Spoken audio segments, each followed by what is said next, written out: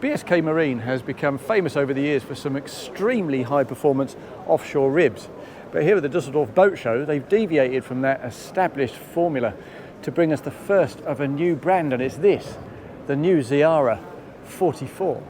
Now, as you can see, this is a seriously delicious looking boat full of engaging angles and surfaces, deeply pronounced spray rails as well, and a relatively fine entry, relatively plumb bow. The underpinnings are basically taken from BSK's expertise in the rib world, and that's a very good thing. Not sure about these. As you can see, they look like sort of muscular haunches, kind of air intakes for the engine bay, but this is an outboard power boat, so they're just for show. And I would think when you get underway at serious pace as this boat can, that's a bit of a water trap. So a bit of finessing there would be nice. But as I say, this is a brand new boat, the first of a new brand, the first of a new line from BSK. So it's a bit of a work in progress, but it already looks absolutely lovely. Now let's make our way up the steps to the back end of this boat and see what she's all about. And the first thing, of course, you're greeted with is an enormous triple rig of V12 600s. Now you can spec this boat with a pair of 600s, but realistically, given its heritage and what it's all about in terms of BSK Marine and what they do, triple 600s is the way to go. And apparently you can push on toward 80 knots with this boat, which is really quite something for a boat of this scale. And it really does feel like the scale is significant, not least because you've got these big drop-down terraces on either side. But the walk-around design works well for it. There are several steps up, so it's not a single level deck. It generates decent capacity forward for some overnighting accommodation, as we'll see in a bit. So it's not just a day boat, but ostensibly that is what it's designed to be, a really entertaining, rapid, high-performance offshore day boat. So let's have a look at the day boat and facilities. Now, as with most walk-around designs on the modern market, we have central furniture that begins with a sunbed aft and then a transverse dinette in the centre with T-top overhang just to shelter that from the elements. Ahead of that, a transverse wet bar, and ahead of that, a rank of seats for the helm position, leading up onto the bow, where we'll get presumably a few more seats to lounge to give you another alternative to the space back here. But if we move back here and take another look at what we've got, there are some details that are worth looking at. Now, first up, the quality feels lovely. The finish here is delightful. This is natural teak, I think, and it's very nicely done. If I open this up, you'll see that there's some attention to detail that's quite pleasing too. Look, you can run your lines through here and tuck them away with this hidden cleat. Keep things nice and streamlined. Here are the struts for some poles, so you can shade this aft section as well from the elements.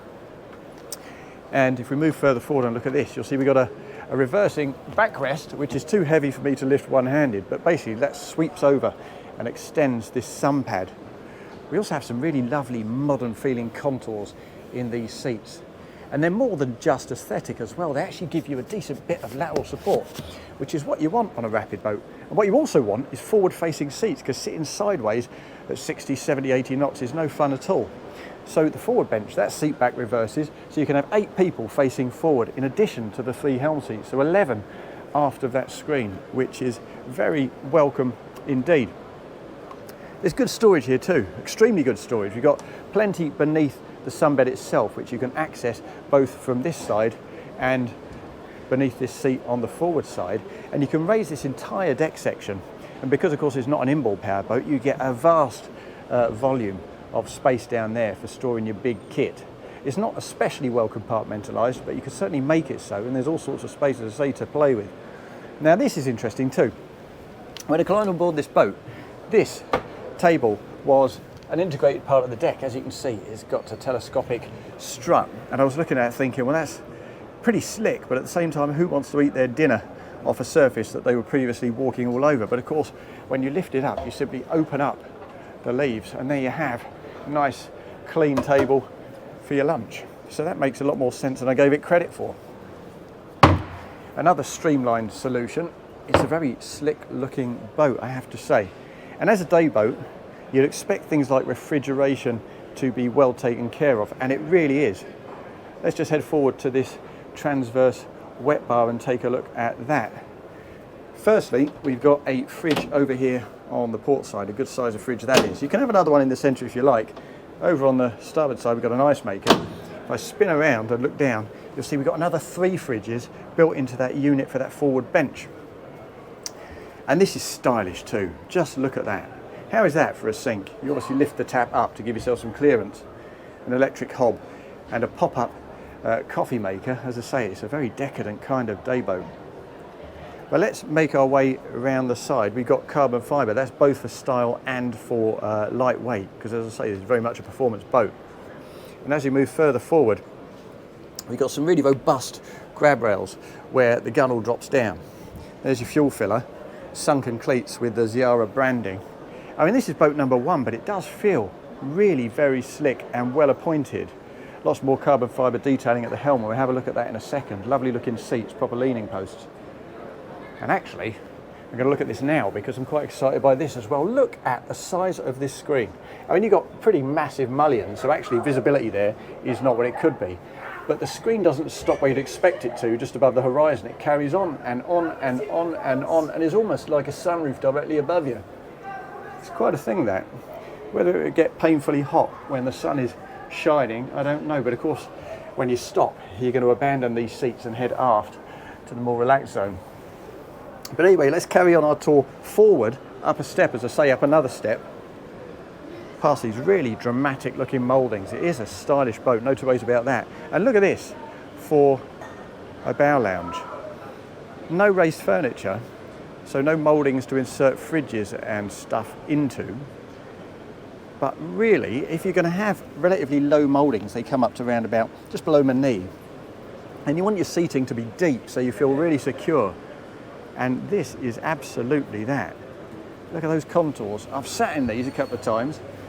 All the seats around here, and they're really very comfortable, very casual, lounge friendly, not very formal at all, but they feel great for 4, 5, 6 people to inhabit the bow, feel safe and have a kind of deck picnic. And of course, up at the forepeak, we have the anchor locker. And the anchor itself, of course, as you'd expect of a boat of this kind of calibre and style, comes out of the stem there, rather than spoiling the lines. Now let's make our way back down the port side and nip into that helm position again, because I haven't quite finished there. Now these are manually operable by somebody who knows what they're doing, at least. There we are. So you can turn them into regular seats, in which case your legs do kind of dangle, so they're more comfortable actually if you just slightly angle them like that and then rest your bum in there and jam your feet just down here on the lip, and like that, with these lateral braces that grip you by the hips, is very comfortable indeed. It's quite a pared back helm station, of course. You kind of expect that because we're moving away from manual switches towards digital switching, so there's actually no switchgear here at all.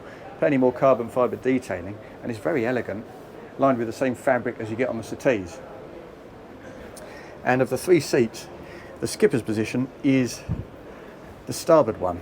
We've got a foot brace down here, and that's not something that the 2 co-pilots get access to.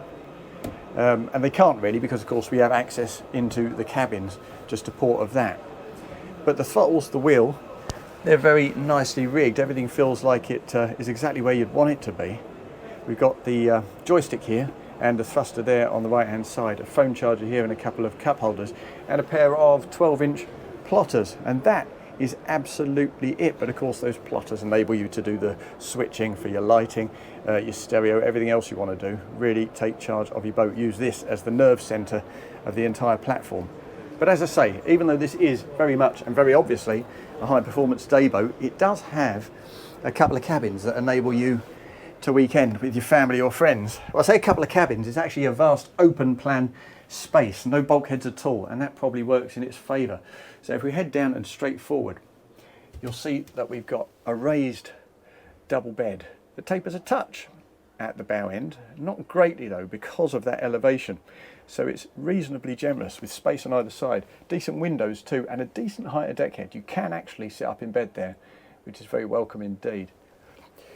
If I spin the camera around again, you'll see that further aft on the port side, leading back to that mid cabin, we have some bench seating, which is a bit tight because of this dipping deck head as the side decks head aft. So they're of limited use and limited comfort as regards sitting, but you can of course sleep a child or two there should you need to. And if we head straight aft and beneath that saloon deck, you'll see that we have another bright, wide open space, this time with a single bed on the starboard side and a little bit of storage, plus something that probably equates to a single and a half on the port side, big enough for a couple of kids at a squeeze. There's a storage unit in the centre there and a decent bit of deck so you can sit on the bed and get yourself changed before you come out into the main space.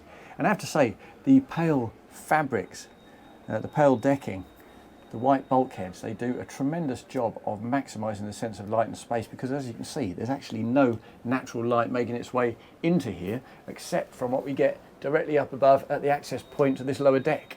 As for the heads compartment, that sits on the starboard side, and it really is a very good size. If I step in there, you'll see that we've got a little port light out onto that starboard side deck.